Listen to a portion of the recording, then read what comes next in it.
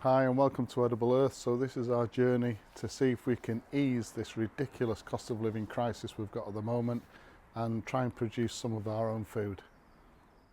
Right, so in this video we're actually starting to produce some of that food and put it on the table, which is absolutely fantastic. It's not a lot, but this is a learning curve. So just a recap, we started this exercise 8 weeks ago.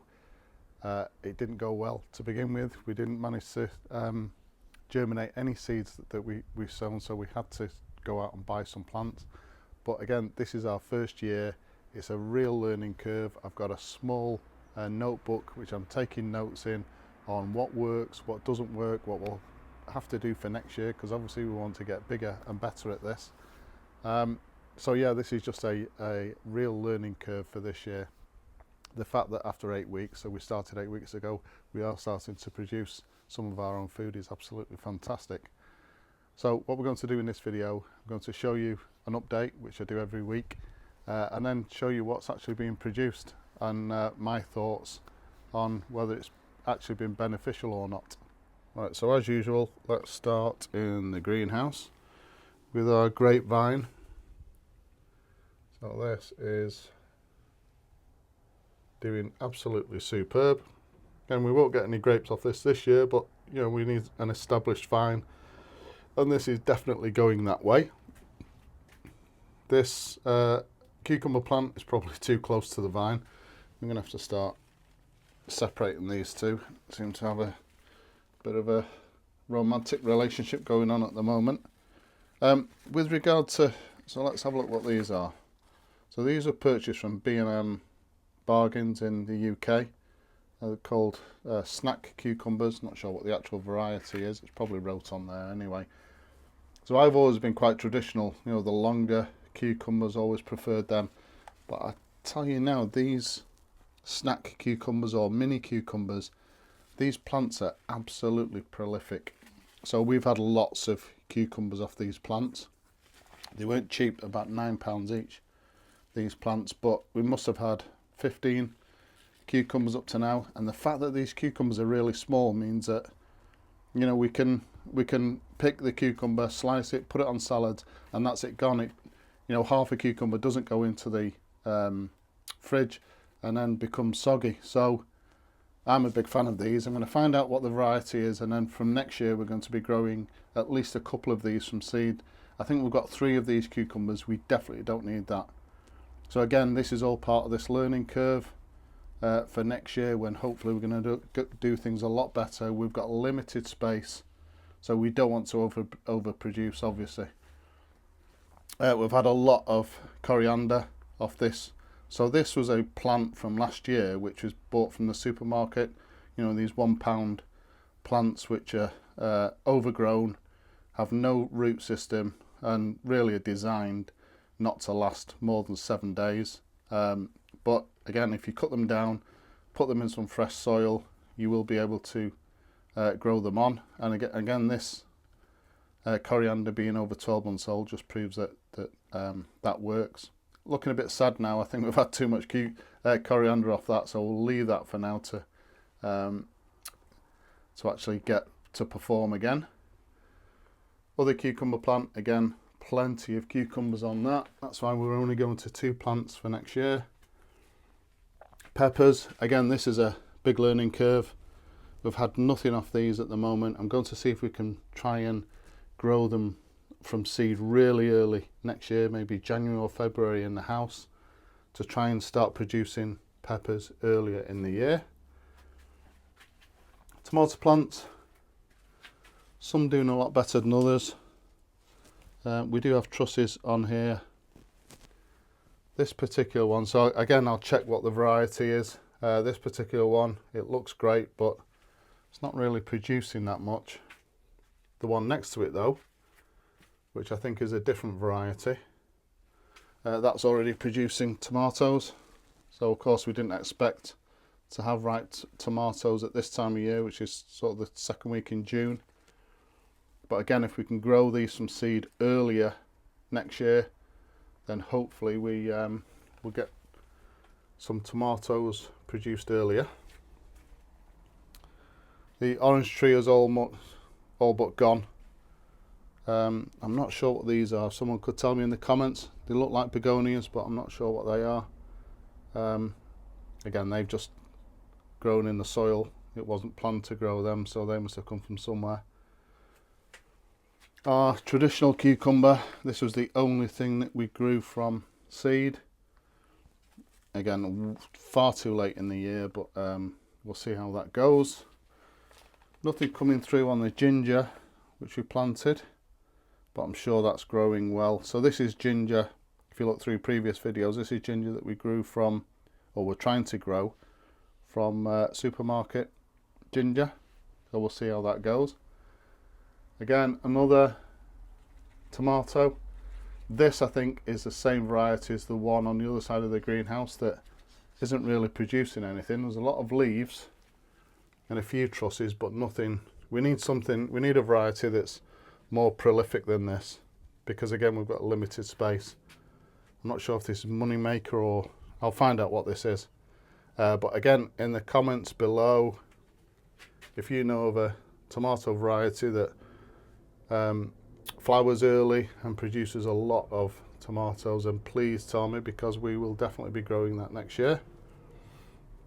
Basil has just been a real success story. We use this all the time, and it just keeps producing. And again, this is another plant which we bought from the supermarket, and then we cut it down and repotted it, and this is doing so well. This is the other cucumber plant. We've had quite a few cucumbers off this, but there's something in this soil, because we've had 3 or 4 cucumbers that have been, that something's burrowed into them. Looks like a caterpillar. So, and it's specific to this particular plant. Also, we've got this, where it's something's either eaten away or there's a disease within this particular cucumber plant. And again, this is from the same shop, so B&M Bargains, and I think this was purchased from a different store. So there's definitely something going on with this. It does produce cucumbers, but nowhere near as well as the others. And again, our other pepper plant. So we've actually got some flowers on there. I don't know if you can see. So I'm hoping that within the next month we start to see some peppers on there. Outside, we just use, if you see from earlier videos, we just use any pots that we had available. There's no money at all for this particular project, so we've just been using whatever we can. But we've got lavender, it's doing really well. The mint, so I've got some plans for this mint. We're going to be producing some ice cream, some mint sauce, lots of things with this mint. This is doing really well. It just shows that mint can look quite tired in old soil, but the minute you repot it, it just comes through. And the smell, I don't even have to crush any of these leaves. You can just smell the mint as you walk into the garden. We're letting this chive go to seed.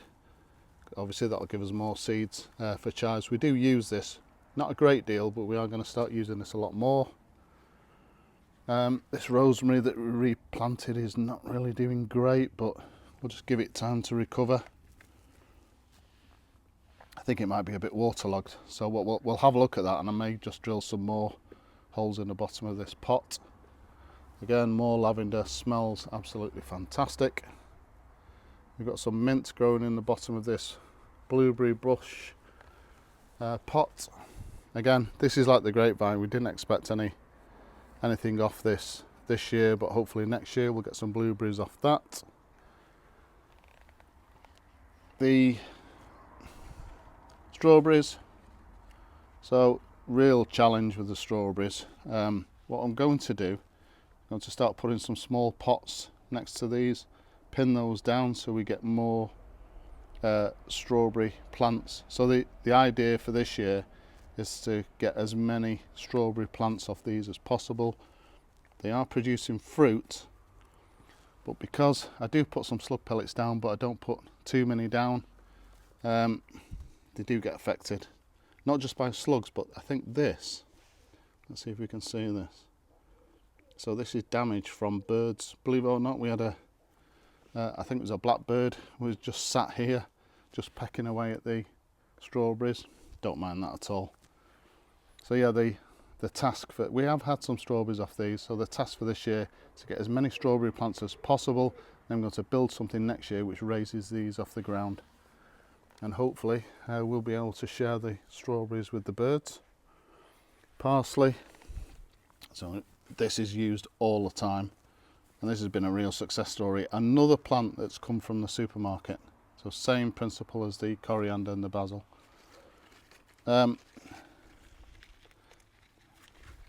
Yep, so we've had quite a few strawberries off these, and again we've got these trailers or whatever you want to call them.